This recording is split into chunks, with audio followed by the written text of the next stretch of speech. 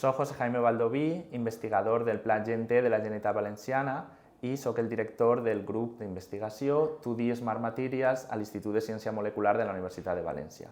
Nosaltres treballem en l'estudi a través de simulacions per ordinador de nous materials formats per materials bidimensionals, magnètics i molècules. Molècules que són intel·ligents perquè poden reaccionar a un estímul extern i controlar directament les propietats del material 2D. La recerca és sobretot en materials que tenen dues dimensions, és a dir, materials que podem estudiar una sola capa, i nosaltres estem fent simulacions per ordinador per a tunejar, per a controlar les propietats d'aquests materials, que són materials magnètics, per a transmetre informació.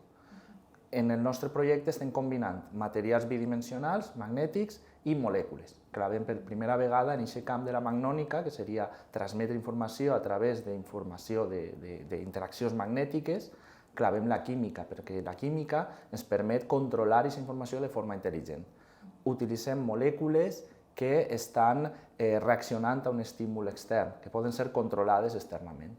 I per això podem dissenyar aquests nous materials en simulacions per ordinador. Els materials bidimensionals són un dels camps d'investigació més apassionants en ciència de materials. Són materials que podem anar retirant capa a capa fins a tindre materials que són d'un àtom o d'uns pocs àtoms de grossor. I la clau és que ahir canvien totalment les propietats. Últimament s'han descobert uns nous materials que són magnètics i la informació, és a dir, també es pot transmetre a través del magnetisme, que és a distància. Seria substituir l'electrònica. El que volem fer en aquests materials és substituir els components dels dispositius electrònics. Per exemple, les memòries dels telèfons mòbils, el funcionament d'un ordinador, com arriba la corrent elèctrica per cable, és substituir aquests materials que ara són metàl·lics, són conductors, on estan els electrons en moviment, passant aquesta informació, com els electrons estan en moviment, estan perdent energia. Per tant, volem tindre electrons estàtics que no es moguen, però que la informació es transmeta a través d'interaccions magnètiques, perquè sabem que el magnetisme funciona a distància, està allà en la naturalesa aquesta resposta. Per tant, és trobar quins materials són els idonis per a poder transmetre aquesta informació. Aquest camp, ara mateix, en materials 2D encara no està en el mercat.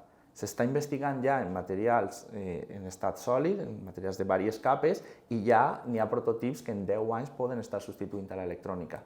En el nostre projecte anem més enllà, perquè volem veure els materials a l'escala mínima de miniaturització, anar al límit, perquè ahir tenim més flexibilitat, les propietats, la informació pot treballar, pot ser enviada molt més ràpidament i podem utilitzar la química, que és molt més econòmica, molt més sostenible en aquest cas, per a poder transmetre aquesta informació. Per tant, estem buscant materials que seran materials del futur, a través de camps que ja ara mateix estan emergint.